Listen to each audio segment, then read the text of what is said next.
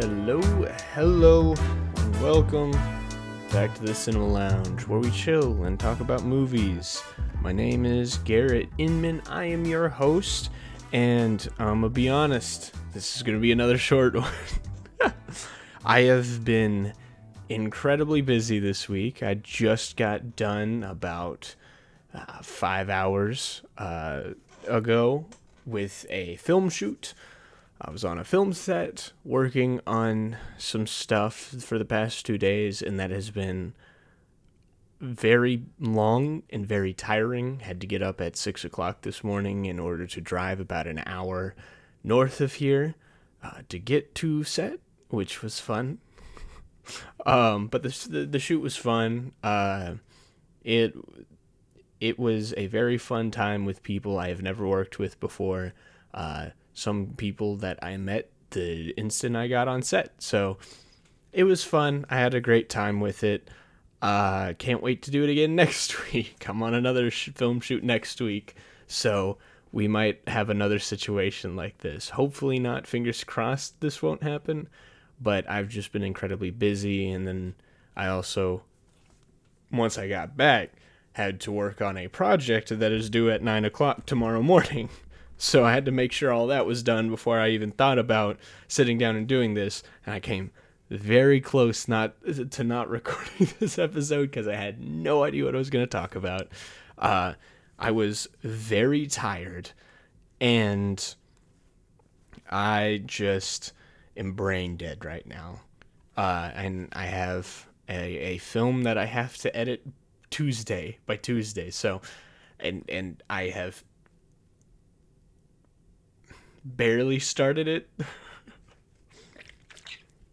So, yeah, with that being said, I barely had any time to prepare. Usually I have a lineup of like what I want to talk about. Yeah, I'm tired. Like, honestly, I might just go to bed once I'm done recording this. Well, I can't because I gotta edit this. So, as things stand, this will be kind of where I'm at for the time being, at the very least through the remainder of October. I know I wanted it to be like a special Spooktober, and it's just a busy month for me. I have 2 more film shoots to do. There is a possibility I'm going to a film festival for some extra credit from a class. So, very full weekends. Very long days, very tired host of a podcast. So, that being said, didn't have a lot of time to try to scope out a movie to watch explicitly for this week. I was considering releasing a No Time to Die review because I did have some time after finishing my film shoots, or after getting off of work Friday to go see No Time to Die. With that getting done at about 12:30, had to wake up 6 o'clock the next morning to go to a film shoot. So, once again, very tired. But I considered just making this a review of No Time to Die, or just releasing a separate No Time to Die review video. But I don't have enough time to sit down and try to edit that as on top of doing this. So, decided not to do that, and it doesn't really fit with the whole October spooky theme that we want to continue this month. So we're not going to talk about No Time to Die for now. Quick thoughts. I thought it was a solid ending to Daniel Craig. Definitely suffered in the script department a little bit. Rami Malek wasn't like a great villain. He was just okay. I mean, his name was basically what was his name? His name was like Lucifer Satan. Something like that. A little on the nose. But it was solid. Had a fun time. A little long. But today, I decided to talk about a movie called The Strangers. Me and my buddy watched it in this room. Had some like decent expectations for it. Neither of us had seen it before, and I know that there's like a fan base for this movie. At the very least, from what I've heard rumblings from the horror community, people talk this movie up as like a really good home invasion movie, kind of the standard for home invasion movies. And when the sequel came out, everyone hated the sequel, and they're like, oh my gosh, the first one was so much better. I'm going to say this. If the first one was so much better, holy crap, I cannot imagine how bad the sequel is. I didn't like this movie at all. I don't really want to, like, have an entire episode of me crapping on a movie. But sometimes that's just how life works out. And life is funny that way, I suppose. But, yeah. The Strangers is a movie about kind of two lovers in a dying romance having their house be invaded by three people who I guess are just gonna kill them, and the whole thing is like, oh, we only chose to kill you because you were home. Ooh. Like, okay, and once again, this is going to be a very, very short episode. Like, if this is more than 30 minutes, I'm proud of myself for talking about this singular movie that long. First off, Liv Tyler is in this from The Incredible Hulk, which I did not know about. I expected this to be a bunch of nobodies, and it's pretty cool that she's in like this indie small budget film. Good for her. Like good for her for supporting or being in indie movies. That being said, the only other thing I could say was good about the movie was the cinematography. I think a lot of the shots looked good. And then there was one scare that was decent. And that was when the home invaders are first seen on screen and they first enter into the house where Liv Tyler is, going to get a smoke, and the guy walks into the frame, kind of like Mike Myers in Halloween, sits there looking at her. It's a little eerie. There's no, like, loud noise to try to scare you. It's just, there he is. Holy crap, there's a guy in the house. That was solid. They held on the shot a little too long. They cut back to her, cut back to the shot, and he was gone, which made no sense. So you ultimately ended up in like an okay scare, but kind of fell apart because it lasted too long and then just ended abruptly. Yeah, so that would be the only props I would give this movie. It's the rest of this is not good. The main issue is just this movie should have been 15 minutes long, like this episode's gonna end up being. This movie should have been freaking 15 minutes long. Like, how are you? This literally, if Liv Tyler had a gun in her hand at the beginning of the movie, or like immediately went to find a gun, this movie would have been over the minute these guys showed up, because one dude like pops up in the window. She had a gun. Blown him away. Then when the girl first shows up, she opens up the door. Oh crap. Girl mask pops up. She's dead. So now all you have to worry about is the lady with the girl mask with the Velma Dinkley haircut driving up on the truck. Oh, wait, if you had a gun, the gun would have solved everything. But then they finally get a gun halfway through and do nothing with it. First, they get the shotgun and the guy doesn't know how to load it, which this is coming from someone who has shot a gun in 3 separate instances in his 20 years of life. It's not that hard to load a gun unless it's like an 18th, 17th century musket. Like, if your father has like Civil War era muskets, okay, fair enough, you don't know how to load it and do the complicated process to make sure the gun is primed and ready to, shoot. But this is a modern day shotgun. You put the bullets in, you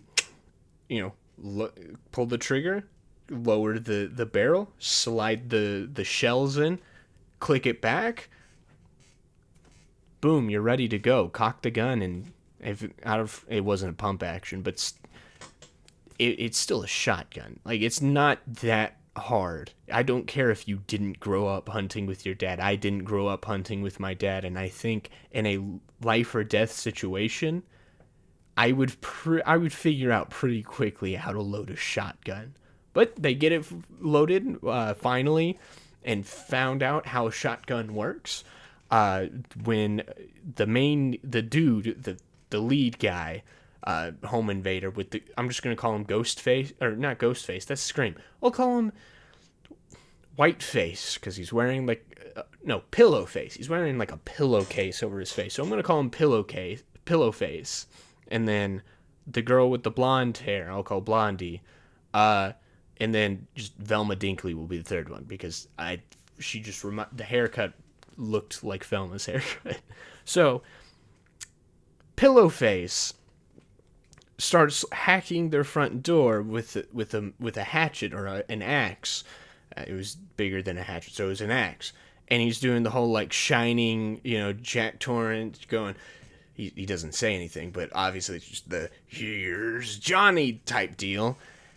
And they pull the trigger on the shotgun, and I'm sorry, no matter how fast this guy is, there is no way he avoided like all of those bullets. I could have, by him jumping out of the way and like getting winged and like, oh shoot, now he has like bullets in his arm. No, he manages to avoid it, even though his face was right there in the doorway. So that guy should have died right there, but he didn't. They try to hype this up like this could happen to anyone, that could be just any regular home invaders who just try to find someone who's home and kill them, like they're freaking a part of the Charles Manson cult or whatever. And these guys move and behave in such a way as if they're freaking like Mike Myers on steroids. They appear and vanish for no reason. If you wanted to mess with people before you killed them, there are easier and better and safer ways to do that. Not to say that I know of any, but like just walking around and then just vanishing and then shutting off the lights, turning the lights back on. It's all kind of dumb, not gonna lie. But like there's so many shots where it's like the main character is walking down a hallway or crawling on the ground, and suddenly they cut to a wider shot and there's one of the strangers. They walk up, look at him, and somehow our main characters don't hear footsteps or anything. And then they cut away from that shot, cut back to that shot, and oh no, they're gone. And it's like this isn't menacing. Like, it's not menacing to have home invaders just pop up and like just come. It looks like they're just kind of coming in and going, oh yeah, that's where they are, and then leaving. Who cares? That's not scary. It's not suspenseful. And the other thing is, I wasn't really I wasn't worried for our two main characters, mostly because like the dude leaves and he comes back in the middle of this. Me and my buddy were convinced that he was in on it. We're like, they're either heavily telegraphing that this man is in on this, or he isn't and he's gonna die. One of those two things happens. Watch. No, you know what? Screw it. I'm not gonna do no spoilers on a movie like this. Screw it. I'm gonna save you the experience. If you care that much, go see it yourself. It's a 13-year-old movie. Go see it yourself if you haven't seen it. But I don't care. The end of the movie ends with Liv Tyler whatever, and her ex-boyfriend being tied up on a chair, getting stabbed, and they die. And then two little Jehovah's Witness boys pull up, and and the strangers like go, "Oh yeah, I'll take a pamphlet," and drive off. And then the Jehovah's Witness boys pull up on the house and go, "Oh shoot." I really wish we were recording our watch, because we had a great time making fun of the movie. But yeah, so we were convinced this guy was in on it. Like, we kept making the joke that every time something happened, that this guy would just turn to Liv Taylor and be like, "This is what happens when you don't accept my marriage proposal, Liv Taylor." Liv Tyler, or whatever your last name is. We were convinced that he was just doing this because before the movie started, he had proposed to her and she rejected him. So we just like, oh, he's just pissed off. So he's orchestrating this entire thing to mess with her into saying yes, because this felt like the type of movie that would do something like this. So we kept making those kinds of jokes. Obviously, that's not how it was. They tried to play it straight-faced and be like, "No, these guys are just pure evil and they just killed you because you were home. Ooh, next time when you're having breakup sex, don't answer the door at 4 a.m. It's such a specific and weird, odd situation that they try to sell to you as this could happen to anyone. It's like, who's going to be up at 4 a.m.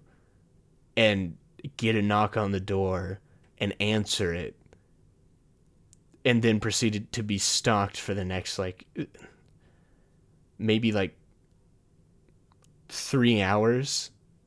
Not even that, because the sun would probably still be... So the next maybe 2 hours until 6 by three people in masks, just kind of appearing and disappearing like they're freaking Batman.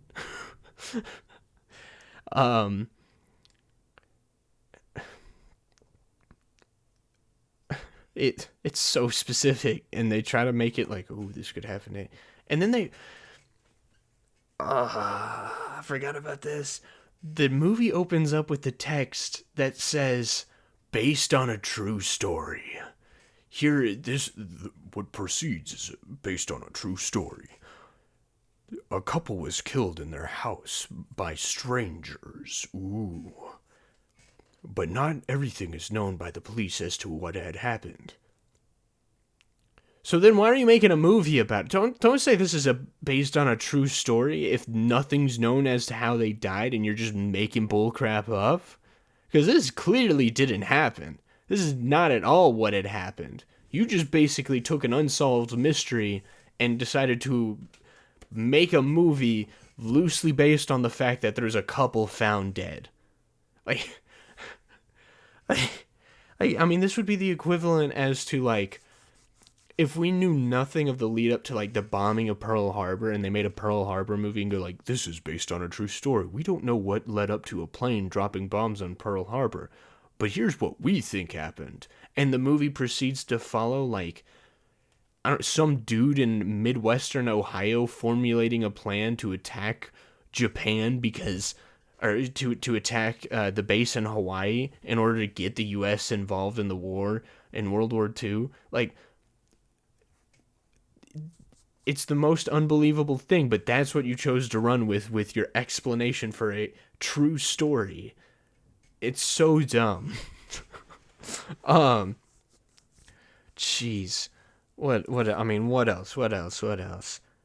Oh, this movie's only an hour 25 minutes, and is boring as crap. The buddy I watched The Strangers with was also the buddy that I went and watched No Time to Die with. No Time to Die is almost twice as long as The Strangers. It almost doubles its runtime. Strangers is an hour 25, so twice that would be about 2 hours 50 minutes. And No Time to Die is 2 hours 43 minutes.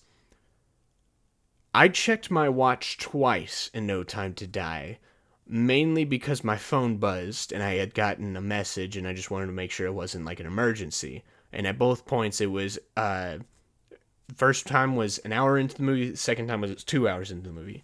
With The Strangers, oh my gosh, I kept checking to see how long we had left because, oh, please, Lord, let it be over. Like, that's where my mental was just, is it done? Is it done? Is it over? Can we stop now? Can we please stop? I just want to be done. I want to be, please oh, we have an hour left. Oh, let me check it. Oh, we have 55 minutes left.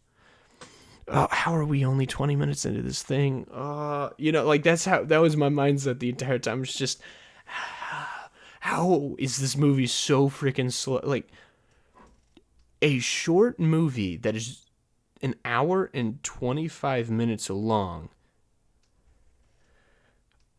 should not feel this long. Like, a home invasion movie that's an hour 25 minutes should feel exciting, thrilling, following two characters, establish who they are in the first 15 minutes, allow their characterizations to inform their actions in response to people breaking into their house and playing this cat and mouse, either Home Alone game where it's just over the top, we're going to be setting traps, or going the your next route of trying to figure out what the crap's happening, and as people start to get whittled down, you decide to make your final stand. No. They chose to go with two characters and decided to make their backstory. The dude decided to propose to the girl. The girl rejected him, presumably, and they're both depressed. So that's it. They just spend the first 20-25 minutes of the movie sulking around because their relationship is officially dead. And then they decide to start having breakup sex. And then Blondie knocks on the door, but her face is obscured because she unscrewed the light bulb, so you can barely make out her face.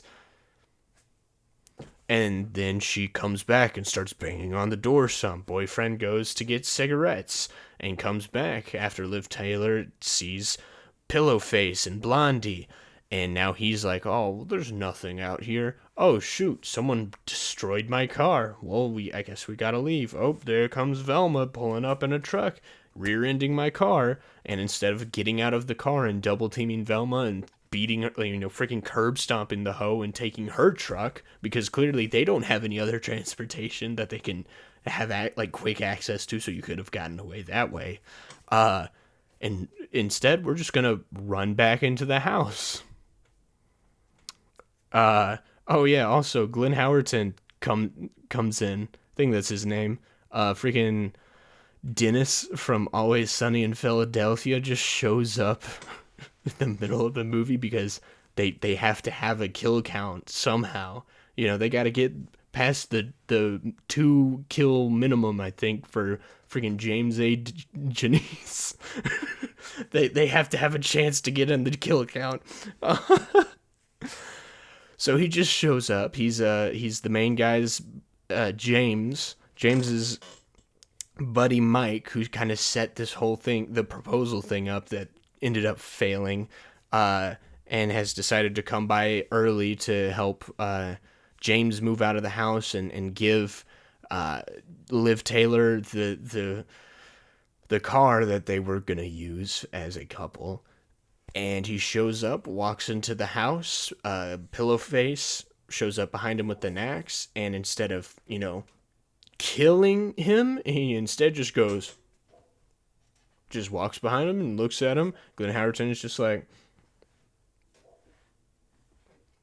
and then he gets shot in the face by James. He turns the corner and goes, guys, and James goes, oh shoot. And then what happens afterwards is another 10-minute sequence of them being all depressed about the fact that James killed his best friend. And he's sitting in the corner and going, he was my best friend. Mike was my best friend. I killed my best friend. Meanwhile, Pillowface decides to leave again because heaven forbid you actually accomplish what you were there to do. Pillowface decides to leave and takes some paint. I'm assuming it's not Mike's blood because Mike was right there, but it looks like blood to be ominous. And he writes "killer" on the window before heading out. And Like, good job, man. Like, way to just be be a dick. I mean, like, that's just way to just be a douchebag, you know. That is one of my pet peeves with these types of horror movies. Is just villains that aren't actually effective in what their goal is. They just elect to f about to just mess around with their victims, with the main characters or whatever.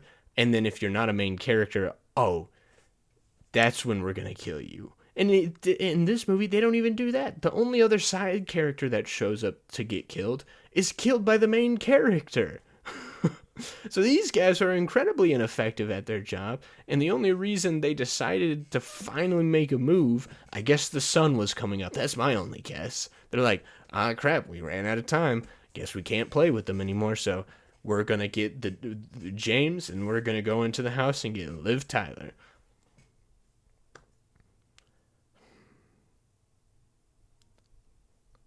This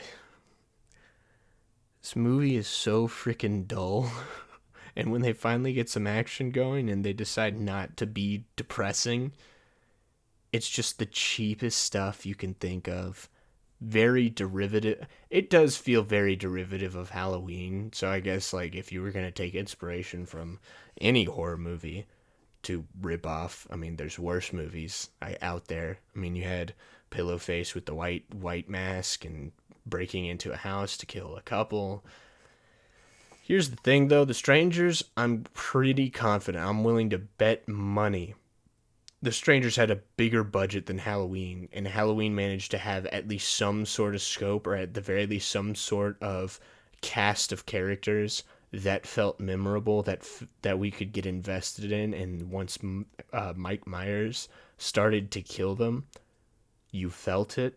You felt worried for Laurie Strode, because it wasn't just a random dude that shows up that she accidentally kills. It's Mike Myers actively going out to kill people who just so happen to know Laurie Strode, and now Laurie Strode has a vested interest in keeping the kids safe that she's babysitting, but also survival herself and to get back at Michael. There is vested interest there. There is proper character work. And this movie elects to have two characters who just sulk the entire time. Like, there's literally a scene at the beginning where James takes out a freaking bucket of Bluebell French vanilla ice cream. And then it just sits there and melts. You got it. Come on. You can't. You got to put that Bluebell back in the freezer. That French vanilla ice cream is going to melt and it ain't going to be good no more. But they're just going to be depressed until they decide to get horny. And then when they decide to get horny, that's when the people show up. And then the next hour is just, there it is. There they go. They're gone now. It's literally just, now you see me, now you don't. You're just, and you aren't going to know about it. This is only for the benefit of the audience, which also takes away a lot of the tension.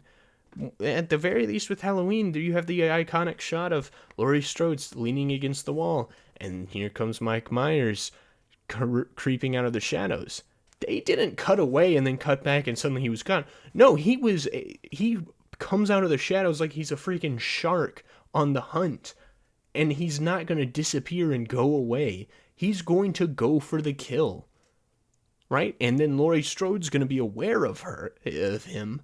And now suddenly she's got to get back into survival mode. With this, it's like there's a shot. Liv Tyler, I'm sorry I'm butchering your name. I really am. I think you're a good actress. You just shouldn't have chosen to do this movie. But she's crawling on the ground, trying to get back to the house so she can like get the shotgun and kill everyone. And Velma, I think it was Velma Face. I'm gonna say it was Velma. Velma shows up behind her and stares at her and it's like, doom. and she follows her for a little bit and looks down at her in her little creepy way. And then cut to a close-up of Liv Taylor crawling and looking at the house. Cut back to that same shot, and oh no, she's gone. See, there's no tension in that because the character isn't aware that the villain is there. And since we've spent an entire movie following these villains doing the same, pulling the same bullcrap, there's no suspense of, oh no, she's going to come out of nowhere and kill him. Because clearly this is just what they're going to do, is just F about until the movie ends. Right? Like, I don't mind the whole, oh, there's the villain and they've disappeared. As long as either our main character has sensed their presence, sees them and then they vanish, or at the very least that the villain showing up and then disappearing, like, predicates a scene coming afterwards where the villain is closer to them, showing that he's stalking them or that he's still a prominent threat, not just there, then gone, there, then gone, there, then gone. That's the cycle. Is just 20 minutes of depressing, oh, woe is our love life, and then an hour of, oop, now you see me, now you don't. That, like, freaking, like, all three of them are just putting in their Batman auditions. They really wanted to be in the Batman. Robert Pattinson was probably Pillowface. This was his audition reel. Yeah. That's about it. I wasn't going to do an episode on this, and I said, you know what? It might be fun to rant a little bit about this very bad movie. It is one of the worst horror movies I've seen, unironically. I mean, there's definitely worse movies. Like, shoot, have you guys seen House Shark? Oh, man, that movie is awful. But you know what? I'd watch it before watching this, because at the very least, House Shark has a tinge of self-awareness. At the very least, it has some entertainment value. Like, I'd much rather watch a movie about a shark living in the pipes, the freaking plumbing of a suburban house that starts the movie off with the shark consuming a woman on the toilet than this movie that puts me to sleep. Like, honestly, House Shark, compared to this, is like top tier entertainment. I would watch The Room. I love The Room. The Room is so freaking entertaining. Like, there are much worse movies than this, but when you go like 2 steps below this movie in terms of quality, you start to wade into the waters of so bad it's good, and you can just have a fun time and just watch it with your friends. This movie, I am never coming back to again, unless I'm paid.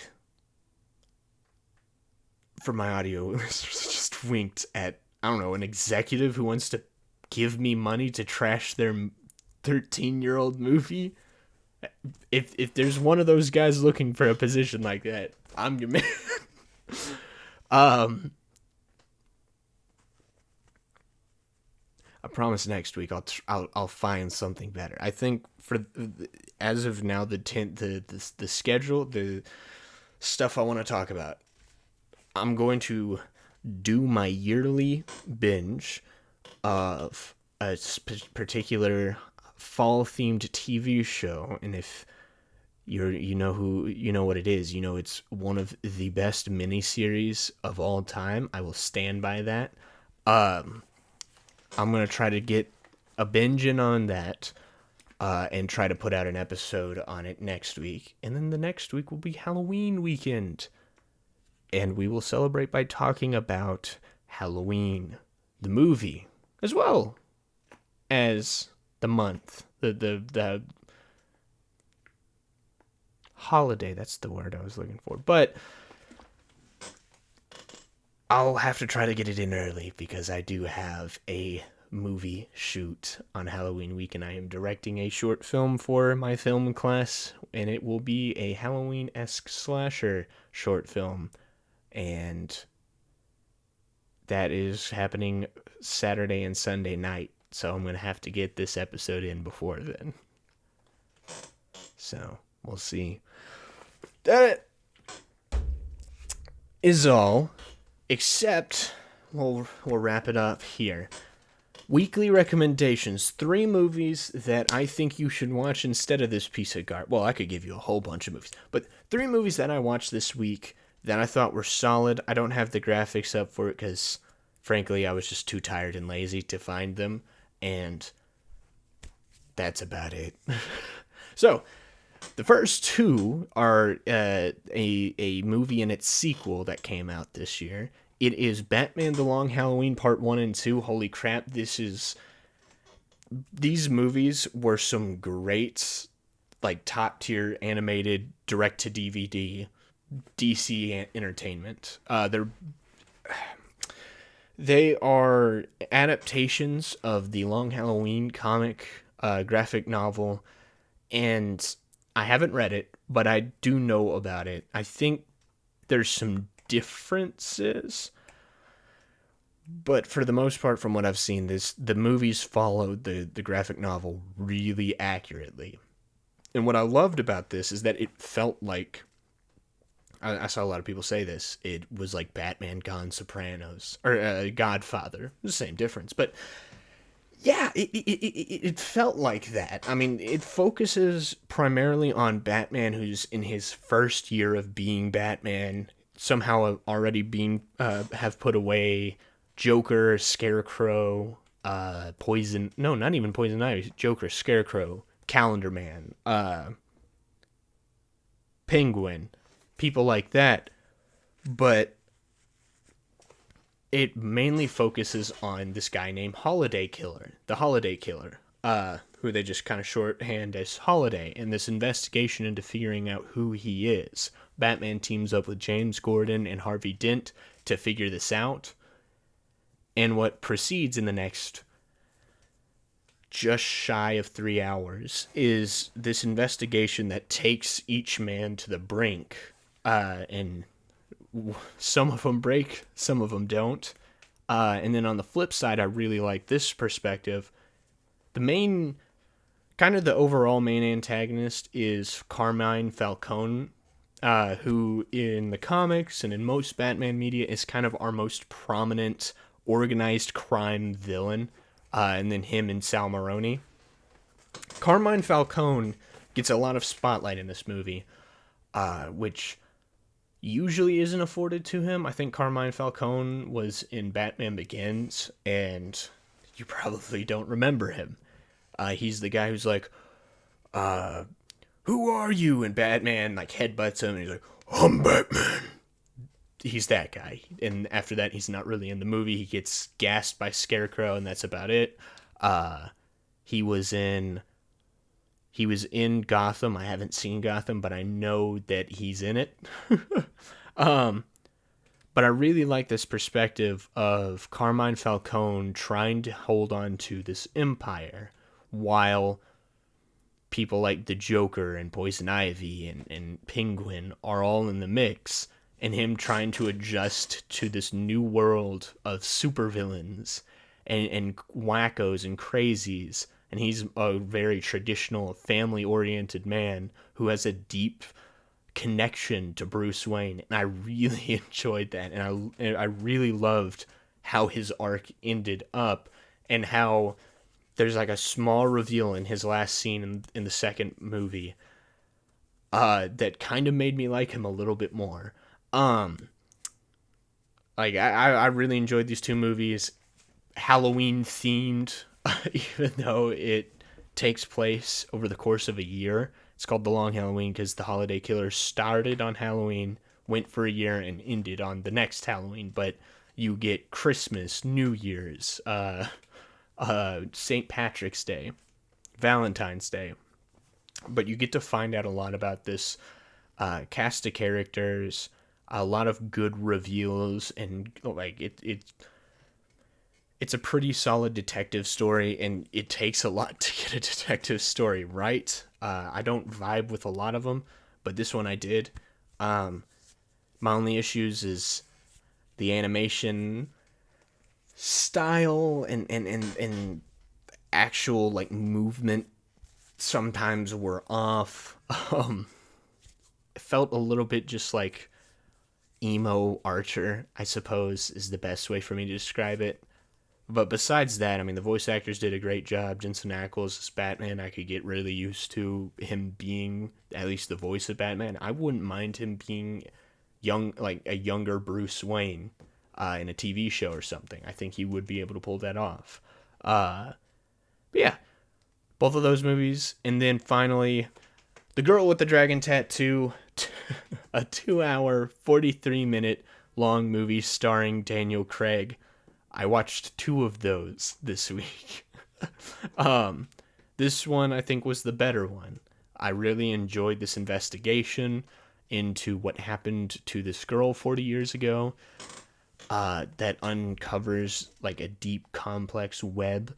I will say I kind of called who the main villain was going to be the minute the actor walked on screen. And that was probably just me messing around, but I was like, when the scene finally reveals who it is, I go, oh wow, I actually called that. Holy crap. I'm not usually good at that kind of stuff. But besides that, it's a really solid movie. The opening credits are fantastic. Immigrant song with these black ink and oil figures. Oh, it was so cool. Rooney Mara does a good job. Solid movie. Not a lot to talk about there without spoiling some crucial stuff, but I will say the investigation part was pretty good. The cast is solid. Daniel Craig, Rooney Mara, Stellan Skarsgård, Robin Wright, and some other people that are slipping my mind. Go watch those movies.